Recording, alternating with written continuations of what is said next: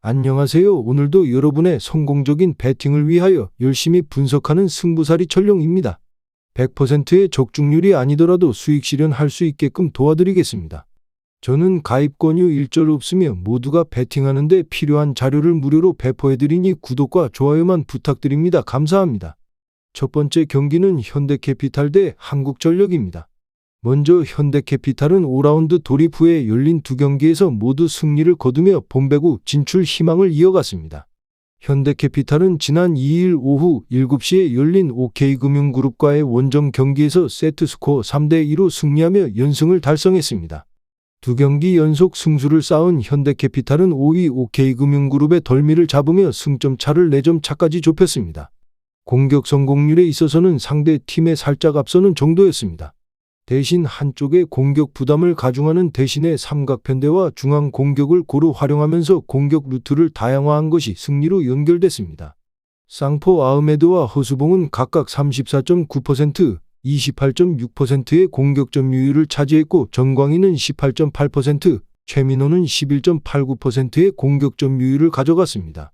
특히 허수봉의 폭발적인 공격력이 대단했습니다. 허수봉은 팀 내 최다 득점인 31득점을 쏟아내면서 토종 에이스다운 시원한 활약을 펼쳤습니다.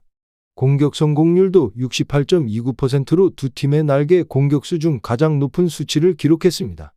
아흐메드는 25득점을 올리며 허수봉의 뒤를 이었고 전광인과 최민호는 각각 18득점, 13득점씩을 기록하며 공격에 힘을 더했습니다. 다음 한국전력은 3위 탈환 기회를 놓쳤습니다. 한국전력은 지난 4일 오후 2시 수원실내체육관에서 열린 우리카드와의 홈 경기에서 세트스코어 1대3으로 패하며 5연승이 좌절됐습니다. 한국전력은 이날 경기에서 승리하지 못하면서 14승 12패 승점 14점을 기록했고 3위 삼성화재의 승수에서 밀리며 4위에 올라가 있습니다. 여러 방면에서 상대팀 우리카드에 열세한 경기였습니다. 리시브는 한국전력이 우리카드에 앞서는 모습이었지만 공격 성공률, 블로킹, 서브, 범실에 있어 우리카드에 모두 밀리는 양상이었습니다. 팀 내 최다 득점자는 타이스였습니다. 타이스는 26득점을 만들어내기는 했지만 공격 성공률이 41.82%에 그칠 정도로 저조했습니다. 서재덕은 19득점을 올리며 힘을 보탰지만 패배를 막아낼 수는 없었습니다. 결론부터 말하자면 현대캐피탈의 승리를 예상합니다. 앞선 OK금융그룹전은 현대캐피탈의 장점이 그대로 발휘된 경기였습니다. 아흐메드의 공격 성공률이 다소 떨어진 부분은 아쉬웠지만 삼각편대의 공격 조화가 잘 맞아떨어졌습니다. 여기에 최민호의 중앙 공격까지 원활하게 터지면서 현대캐피탈이 접전 끝에 승기를 잡아낼 수 있었습니다. 3위 쟁탈전이 극으로 치닫고 있는 가운데 한국전력은 다시 고민이 깊어질 것으로 보입니다. 직전 우리카드와의 경기에서 서재덕의 활약이 두드러지기는 했지만 타이스가 상당히 고전했습니다. 임성진까지 4득점, 공격 성공률 21.43%에 그치면서 한국전력은 패배를 피할 수 없었습니다. 따라서 삼각편대의 공격력이 안정적으로 유지되고 있는 현대캐피탈이 흔들리는 한국전력을 잡고 3연승 달성에 성공할 것으로 보입니다. 현대캐피탈의 승리를 추천드립니다. 두 번째 경기는 흥국생명 대 정관장입니다. 먼저 흥국생명은 지난 2일 GS칼텍스와의 5라운드 경기에서 세트스코어 3대0으로 완파했습니다. 흥국생명은 새 외국인 선수 윌로우의 활약에 힘입어 2연승을 거뒀습니다. 윌로우는 V리그 데뷔전을 치른 지난달 30일 한국도로공사전에서 17점 기록에 이어 GS칼텍스전에서 팀 내 최다 득점인 19점을 올리며 팀의 승리를 이끌었습니다. 김연경이 공격 성공률 30.77%로 저조했지만 윌로우와 레이나의 고른 활약으로 흥국생명의 삼각편대가 살아났습니다.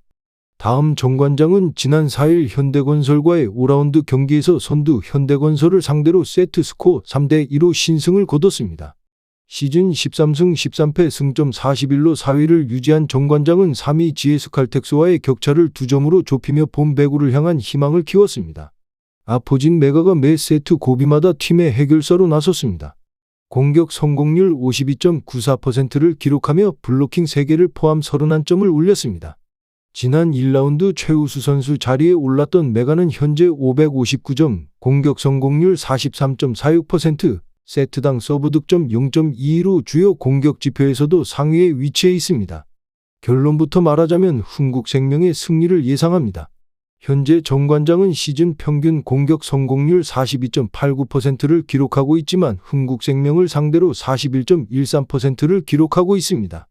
또한 중앙이 높은 정관장은 블로킹에서 세트당 평균 2.18개를 기록했지만 흥국생명과의 이번 시즌 블로킹 기록에서 1.94개로 다소 낮으며 시즌 평균 속공 성공률 50.43%를 기록했지만 흥국생명을 상대로는 열세를 보이고 있습니다. 흥국생명은 4승 2패를 기록한 4라운드에서 39.61% 공격 성공률을 기록했지만 새로운 외국인 선수 영입과 공격진 전반이 공격력을 회복한 모습을 보이며 5라운드에서 43.95%로 상승했습니다. 따라서 상대 공격력과 높이에서 우위를 보이는 흥국생명이 승리할 가능성이 높습니다. 흥국생명의 승리를 추천드립니다. 세 번째 경기는 한국가스공사 대 울산모비스입니다.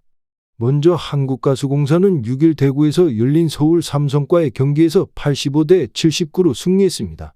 상승세의 삼성을 역전승으로 격파한 한국가스공사는 안방에서 7연승을 기록하며 16승 23패로 6위 현대모비스와의 격차를 4.5경기로 줄였습니다.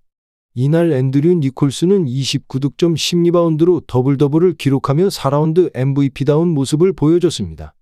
김낙현이 3점슛 5개를 포함해 18득점으로 간만에 다득점을 기록했고 이대현이 17득점 8리바운드로 뒤를 이었습니다.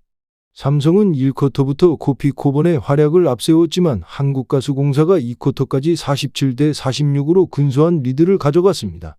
3쿼터에 삼성이 이정현의 3점포 등으로 점수를 쌓으며 역전에 성공했습니다. 그러나 4쿼터에 터진 김낙현의 연속 외곽포와 결승 득점으로 승리를 가져왔습니다. 다음 현대모비스는 4일 SK와의 경기에서 연장 승부 끝에 92대 80으로 승리했습니다. 최근 5경기에서 4승 1패로 상승세에 올라있는 현대모비스는 이번 경기 승리로 6위 자리를 넘보는 한국가스공사와의 격차를 벌리려 합니다. 이우석은 24득점 7리바운드로 이날 최다 득점을 기록했고 게이지 프림도 23득점 12리바운드로 승리를 도왔습니다.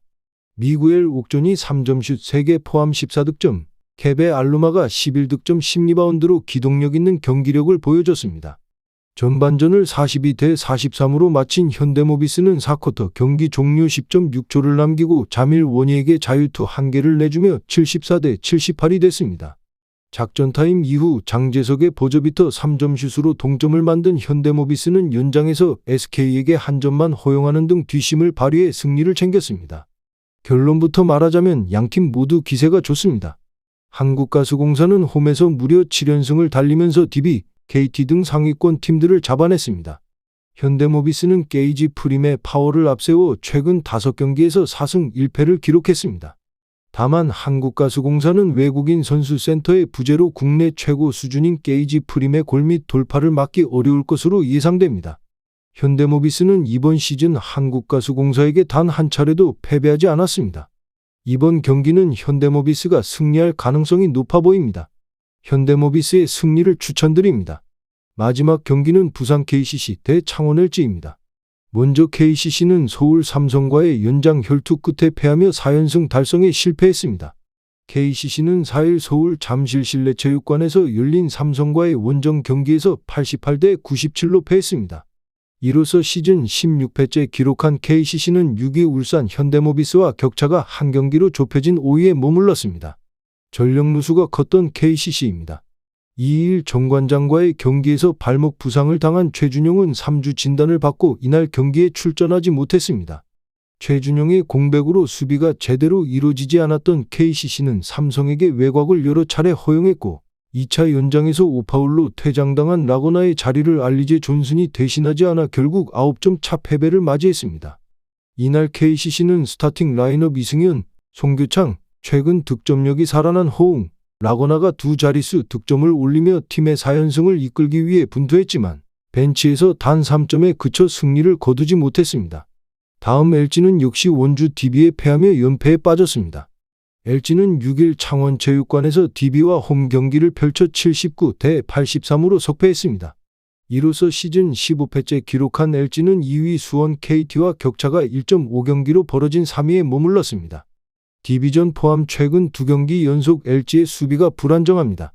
지난달 26일 삼성전부터 LG 특유의 질척이는 수비가 제대로 발동하면서 4연승을 거뒀지만 최근 2경기 연속 상대팀에 쉽게 득점을 내주며 전패했습니다. 아울러 이날은 전반에 계속되는 득점 부진으로 27점에 그쳤고 후반에 52점을 몰아쳐 추격에 성공했지만 전세는 뒤집지 못했습니다. 전반적으로 고르지만 낮은 득점을 올렸습니다.